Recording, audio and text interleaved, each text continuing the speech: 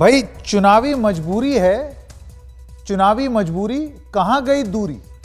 TV पर हम तमाम नेताओं को, हर किसी को ये बोलते हुए सुनते हैं कि आप दूरी बना करके रखिए, मास्क पहनिए, लेकिन जब अपनी कैंपेनिंग के बारे में बात करें तो ये सब कुछ भी लागू नहीं होता। और ये कोई सिर्फ एक पार्टी की बात नहीं है, सारी पार्टियों का वही हाल है। बड़े बड़े गैदरिंग जो है, लोगों का जो हुजूम है, उसको दिखाने के लिए तो बड़ी खुशी मिलती है कि कितना जन सैलाब आ गया, लेकिन एक सिस्टम था जो कि इलेक्शन कमीशन ने बनाया था, वो सिस्टम की तो धज्जियां उड़ गई उन्हीं तस्वीरों में।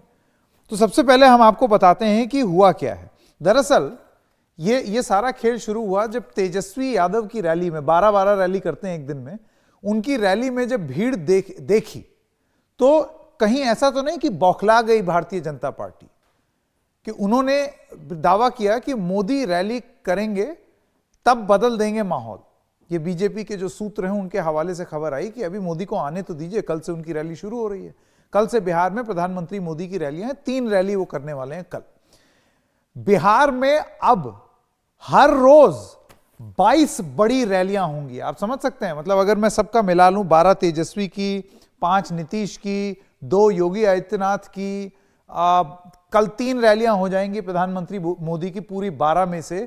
तो अगर आप ये सब जोड़ लें तो 22 रैलियां एक दिन में, यानी कि इसका मतलब आप समझ रहे हैं, अगर इस तरीके से भीड़ जुटी तो 22 सुपर स्प्रेडर इवेंट रोज हो रहे हैं।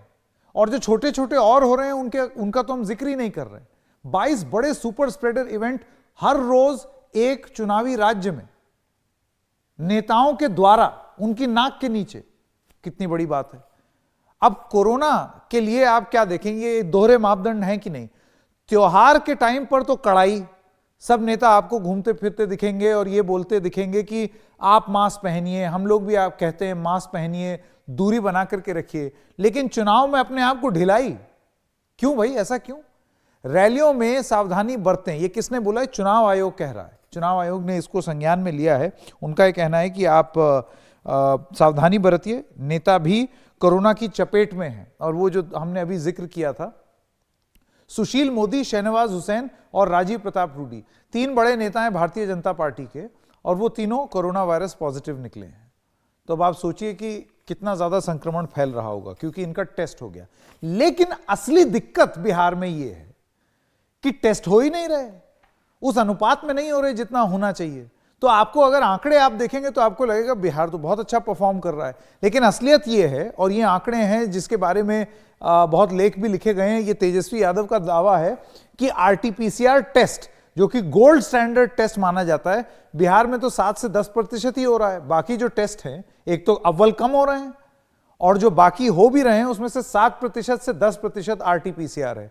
बाकी सारे वो रैपिड एंटीजन टेस्ट हैं जिसमें गलत सलत रिपोर्ट आती है, वो ठीक नहीं होता है, एकदम सही आपको नहीं देता है।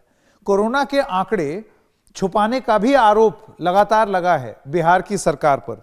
और आपको एक और चीज बताता चलूं कि अभी 11,000 एक्टिव केस हैं बिहार में। दिल्ली से अगर आप तुलना कर लें तो दिल्ली में अभी 24,000 से ज्यादा हैं मामले। और ये वो बिहार है जिसमें मजदूरों का पलायन हुआ था, वो वापस आए थे कहां से? महाराष्ट्र और दिल्ली और अलग अलग जगहों से, यहां पर बहुत सारे मामले हैं। लेकिन बिहार में ये मामले नहीं दिख रहे हैं। बिहार के आंकड़े आप देखेंगे तो ऐसे लगेगा कुछ है ही नहीं। कुल 2 लाख मामले हैं मार्च से। ऐसे कैसे हो सकता है? ये सारी चीजें खटकती हैं, और फिर उसी बिहार में चुनाव के दौरान इस तरीके का हुजूम बनता है।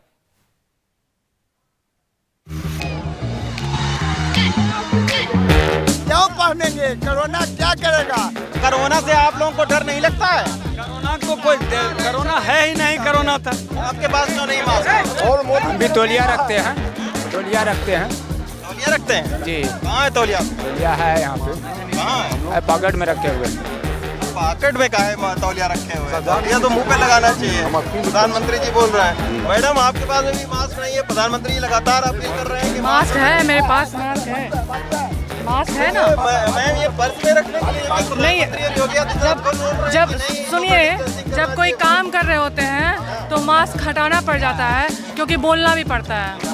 नहीं, मैं भी तो बोल रहा हूँ, लेकिन मास्क लगा। आप बोल रहे हैं ना, आपकी आवाज़ अच्छी है, मेरी आवाज़ अच्छी नहीं है, जाती ही नहीं है मास्क में। महीनों से काम कर रही हैं, गला फंसा हुआ, तो मास्क जब तक नहीं हटाएंगे तो हम लोग नहीं बोल पाएंगे। याद रखिए, जब तक दवाई नहीं तब तक ढिलाई नहीं।